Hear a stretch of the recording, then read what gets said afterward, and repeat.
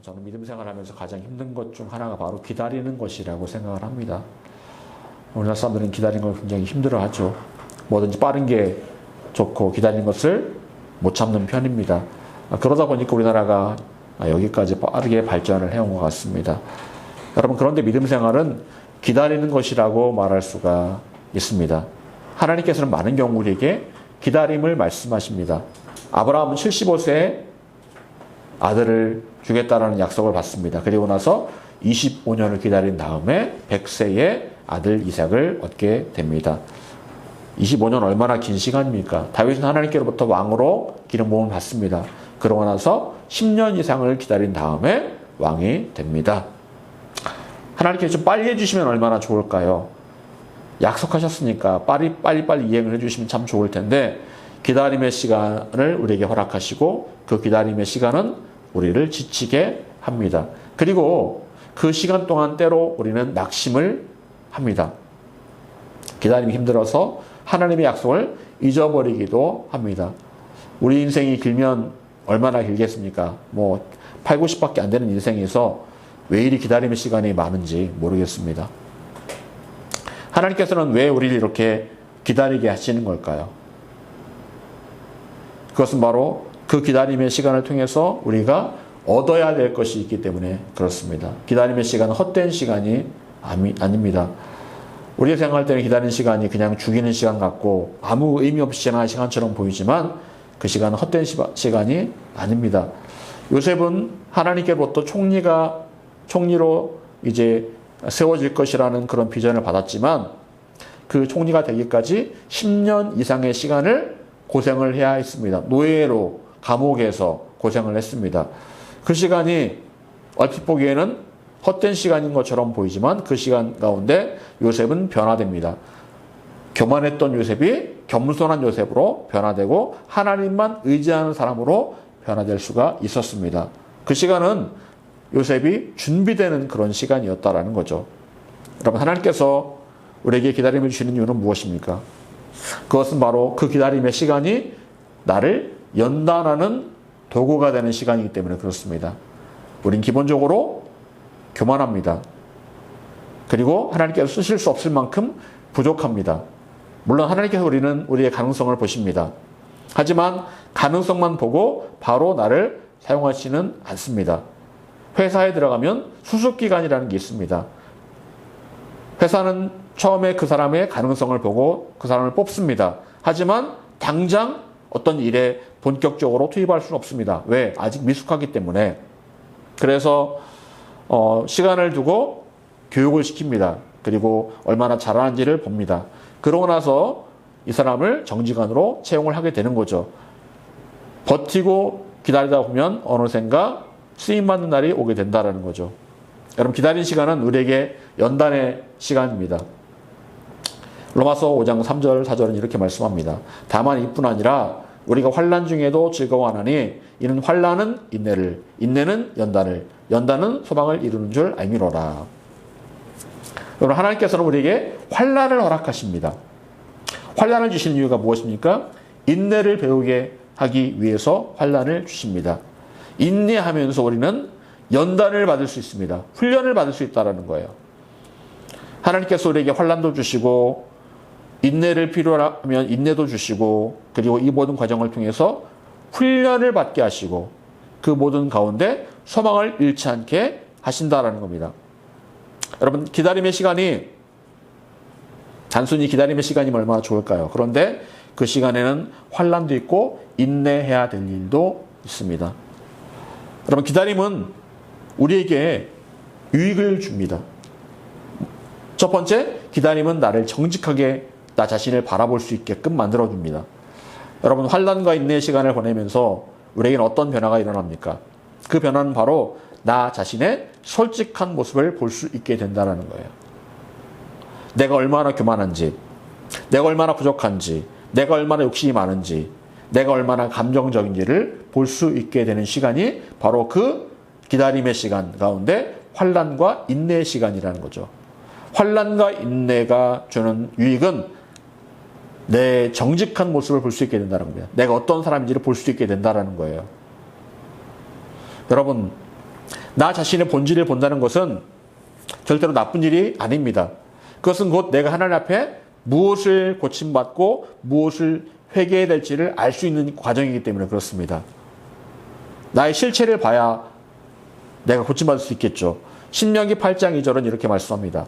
내 하나님 여호와께서 이 40년 동안에 내게 광야길을 걷게 하신 것을 기억하라. 이는 너를 낮추시며 너를 시험하사 내 마음이 어떠한지 그 명령을 지키는지 지키지 않는지 알려 하심이라. 하나님께서 광야를 걷게 하신 이유가 뭐라고요?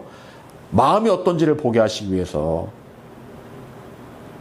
과연 명령을 지키는지 안 지키는지 그 마음의 중심을 보기 위해서 광야길을 걷게 하셨다라고 말씀하고 있습니다.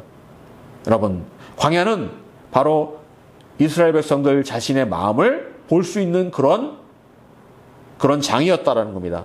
여러분, 우리는 나의 마음의 정체를 정직하게 볼 필요가 있습니다. 과연 나는 어떤 상태인가? 과연 나는 어떤가? 과연 내 마음 깊은 곳에는 무엇이 있을까? 나는 어떤 사람일까? 이런 과정을 통해서 나를 객관화시킬 필요가 있다는 거예요. 그래야 우리는 하나님 앞에 정직한 모습으로 나아갈 수 있고 회개함으로 새로워질 수 있는 기회를 얻을 수 있기 때문에 그렇습니다. 또한 기다림은 하나님만을 의지하도록 만듭니다. 연단과 인내의 과정에서 우리는 처음에는 나의 힘으로 뭔가를 해결해 보려고 노력을 합니다. 나의 노력, 경험, 의지를 동원을 하려고 합니다. 하지만 결국 어떻게 되는 것은 실패와 절망이죠. 아, 나는 안 되는구나. 내 노력과 내 힘으로는 안 되는구나. 이걸 알게 됩니다. 그리고 그런 모든 과정을 통해서 하나님만 의지할 수밖에 없게끔 그렇게 된다라는 거예요. 아, 그래. 하나님밖에 없구나. 시편 34편 18절 여호와는 마음이 상한 자를 가까이 하시고 중심으로 통회하는 자를 구원하시는도다. 하나님께 가까이 하시는 사람이 마음이 상한 자다라고 말씀하고 있습니다. 왜 마음이 상할까요? 낙심하니까, 절망하니까, 실패하니까 마음이 상합니다. 그리고 그런 과정을 통해서 자신의 있는 모습 그대로를 하나님께 드리게 됩니다. 하나님, 제가 이렇게 부족합니다. 이렇게 연약합니다. 이렇게 교만합니다. 그리고 그런 상한 마음을 하나님께서 기억하시고 가까이 하시겠다라고 말씀하시는 거예요. 즉, 상한 마음이 될 때까지 두시겠다. 어떻게? 기다림의 과정을 통해서 상한 마음이 될 때까지 하나님께서 그냥 두신다라는 겁니다. 저도 젊은 시절에는 참 자신만만했습니다. 뭐든지 내가 생각하는 대로 될 것 같은 그런 느낌이 있었습니다. 군대를 제대하고 복학을 하고 졸업을 하면서 자신감이 충만했습니다. 그런데 지금은 그렇지가 않습니다. 지금은 하나님께서 도와주시지 않으면 아무것도 못하겠구나라는 생각들을 하게 됩니다. 예전에 그런 자신만만함은 사라진 지 오래입니다. 여러분, 하나님께서는 실패와 환난을 경험하면서 마음을 상하게 하시고 그리고 그 마음이 상한 사람을 가까이 하십니다. 나는 아무것도 아니고 하나님 없이는 아무것도 할 수 없다고 인정하는 사람을 가까이 하신다라는 거예요. 우리는 기다림의 시간과 인내의 시간을 통해서 이렇게 심령이 상함을 경험하게 되고 그러면서 하나님께서 더 가까이 하실 조건을 갖추게 되는 거예요. 여러분, 그렇다면 우리는 기다림의 시간을 어떻게 보내야 할까요? 단순하게 아무것도 안 하면서 기다리면 되는 겁니까? 성경은 하나님께서 우리에게 기다림의 시간 동안 해야 될 일이 있음을 말씀하고 있습니다. 그 말씀을 살펴보기 원합니다. 첫 번째, 기다림의 시간 동안 말씀과 연결되어 있어야 합니다. 기다린다는 것은요, 히브리어로 카바라는 말입니다. 이 말의 의미는 단단하게 기댄다, 무엇에 나를 묶는다라는 말이에요. 무언가에 나를 묶는다, 기댄다. 여러분, 뭔가에 나를 기댄다라는 겁니까? 뭔가에 나를 묶는다는 겁니까? 말씀에 나를 묶으라는 거예요. 기다리면서 말씀에 나를 묶고 연결되어 있으라는 겁니다. 시편 130편 5절 나 곧 내 영혼은 여호와를 기다리며 나는 주의 말씀을 바라는도다. 시편 기자는 하나님을 기다리면서 자신은 하나님의 말씀을 바라본다라고 고백을 합니다. 기다리면서 하나님의 말씀에 자기를 묶어버리는 거예요. 결박을 시키는 겁니다. 하나님의 말씀에 연결되는 거죠. 여러분, 기다릴 때는 뭔가 나를 지탱해 줄 게 필요합니다. 무작정 기다리는 게 아니고 뭔가 나를 붙들어 줄 게 필요해요. 그게 뭘까요? 바로 하나님의 말씀이라는 겁니다. 말씀을 붙들고 기다리자는 거예요. 우리에게는 계획도 있고 감정도 있습니다. 그런데 그런 모든 것들을 하나님의 말씀과 연결시켜야 됩니다. 나의 감정도 하나님의 말씀에 연결되어 있어야 되고 나의 계획도 하나님의 말씀에 연결되어 있어야 합니다. 그래서 말씀을 통해서 내 감정이 나와야 되고 말씀을 통해서 나의 계획이 도출이 되어야 되는 거예요. 곧 하나님의 말씀에 나를 묶는 겁니다. 여러분, 이렇게 되기 위해서는 하나님의 말씀이 늘 내 마음 중심에 있어야 되는 거예요. 말씀이 내 안에 살아 있어야 되는 겁니다. 그래서 우리는 말씀을 많이 읽고 말씀을 자주 읽고 묵상하고 말씀이 내 삶에 구체적으로 역사하고 있어야 되는 거예요. 그래서 언제든지 하나님의 말씀이 나의 모든 계획과 감정과 의지와 묶여서 영향력을 미치고 있어야 된다는 거예요. 그리고 이렇게 말씀에 내 삶이 묶여 있다면 어떤 변화가 일어날까요? 설령 내 계획대로 되지 않는다 할지라도 두려워하지 않을 수 있고 염려하지 않을 수 있는 겁니다. 오히려 더욱 말씀을 붙들고 넘어지지 않게 됩니다. 이사야 40장 31절 잘 아는 말씀이죠. 오직 여호와를 앙망하는 자는 새 힘을 얻으리니 독수리가 날개치며 올라감 같을 것이요 다른 박질하여도 곤비치 아니하겠고 걸어가도 피곤치 아니하리로다. 새로운 힘은 언제 부어진다고요? 하나님만 앙망할 때, 하나님만 바라볼 때. 그런데 눈에 보이지 않는 하나님을 어떻게 바라보고 앙망합니까? 하나님의 말씀 붙들라는 거예요. 눈에 보이지 않는 하나님을 앙망하는 유일한 방법은 바로 하나님의 약속의 말씀을 붙들라는 겁니다. 하나님의 약속의 말씀을 붙들고 하나님의 그 약속을 내 안에 다시 한번 새기며 나아가는 것이 바로 하나님을 앙망하는 겁니다. 여러분, 계속해서 하나님의 말씀을 여러분 자신에게 선포하시기를 바랍니다. 그리고 그 말씀을 붙드시기 바랍니다. 그렇게 하면서 하나님을 앙망하시기를 바랍니다. 여러분에게 새 힘이 부어지게 될 것입니다. 두 번째로, 기다림의 시간 동안 우리는 능동적으로 순종해야 합니다. 여러분, 기다리면서 많은 사람들이 일반적으로 하는 행동은 아무것도 하지 않는 겁니다. 때로는 시간을 허비하고 게으름 피우고 또 하나님을 원망하며 살기도 합니다. 이스라엘 백성들은 40년간 광야에 있으면서 하나님을 늘 원망을 했습니다. 늘 불평했어요. 그러면서 시간을 허비했습니다. 그랬더니 20세 이상으로는 아무도 가나안에 들어갈 수가 없었죠. 여러분, 기다린다고 하면 정말 아무것도 하지 않고 막연하게 기다리는 것입니까?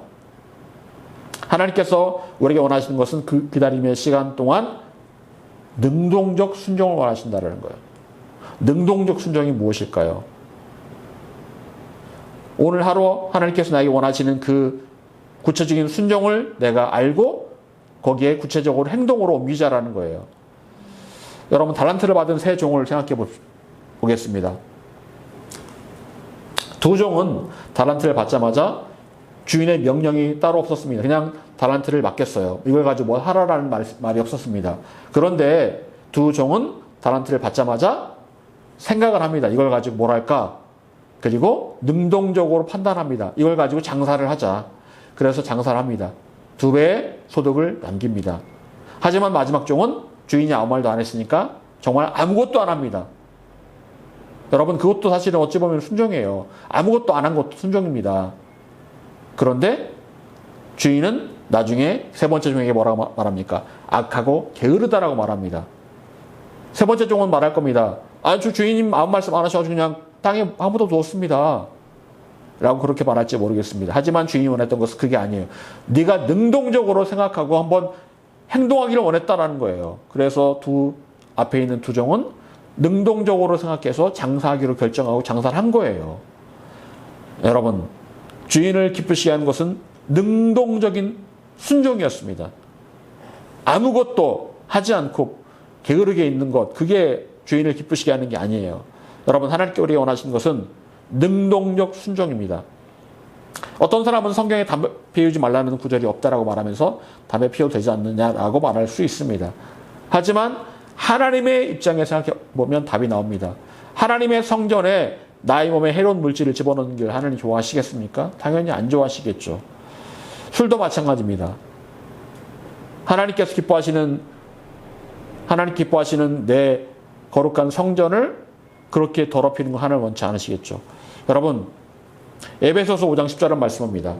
주를 기쁘시게 할 것이 무엇인지 시험하여 보라. 주를 기쁘시게 할 것이 무엇인지 시험하여 보라. 과연 내가 무슨 일을 하면 하나님 기뻐하실까?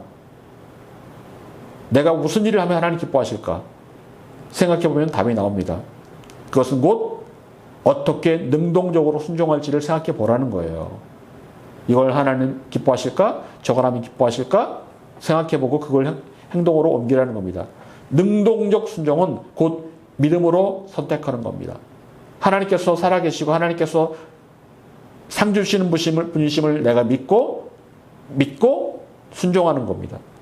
여러분, 하나님은 언제나 선하십니다. 인자하십니다.